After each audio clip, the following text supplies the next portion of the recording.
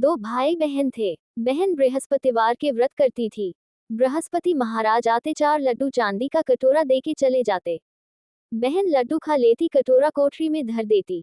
एक दिन उसकी भाभी ने कोठरी खोल के देखा, कोठरी में जगमग हो रही है।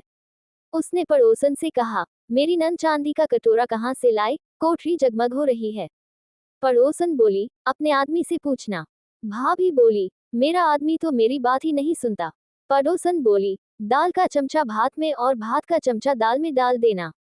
दूसरे दिन भाभी ने दाल का चमचा भात में और भात का चमचा दाल में डाल दिया।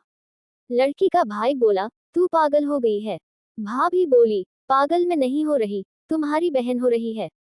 पता नहीं कहाँ से चांदी के कटोरे ला लाकर कोठरी भर रखी है। पूरी कोठरी जगमग कर रही है। इसे घर से निकाल दो। भाई जाकर अपनी बहन से बोला, जीजी मामा के घर चलें। बहन जानती थी कैसे मामा के घर ले जा रहा है। बहन बोली, भाई जहाँ केले का पेड़ हो और पास में मंदिर हो वहीं उतार देना। भाई ने भी हाँ कर दी। आगे जंगल में एक मंदिर और केले के पेड़ के पास उसे उतार दिया। बृहस्पतिवार का दिन था। लड़की ने केले के पेड़ की पूजा की, बृहस्पति की कहानी कही। बृहस्पति महाराज आए, चांदी के कटोरे में 4 लड्डू देकर जाने लगे। भाई छिपकर देख रहा था। उसने दौड़कर बृहस्पति के पैर पकड़ लिए। बृहस्पति बोले, छोड़ पापी मेरे पैर, ये तो सत का व्रत करती है, चांदी का कटोरा मैं देकर जाता हूँ, तू इसे कलंक लगा रहा है। भाई बहन को लेकर वापस घर आ गया।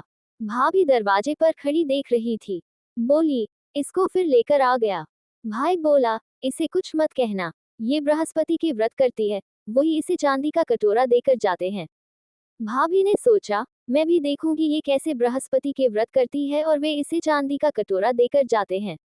वो जाकर सारे पड़ोस में सबको बोल आई, सब अपने अपने बच्चे लेकर आ जाना, मेरी नंद बृहस्पति का व्रत करती है। सबको 4 लड्डू और चांदी का कटोरा मिलेगा। बहन ने यह बात सुनी तो वो एक टांग पर खड़ी होकर बोली, हे बृहस्पति महाराज, आज मेरी लाज रखना। 3 बार ऐसा कहा। बृहस्पति महाराज आए, सबको 4 लड्डू और चांदी का कटोरा देकर चले गए। हे बृहस्पति महाराज, जैसे उस लड़की की लाज रखी, सबकी रखना।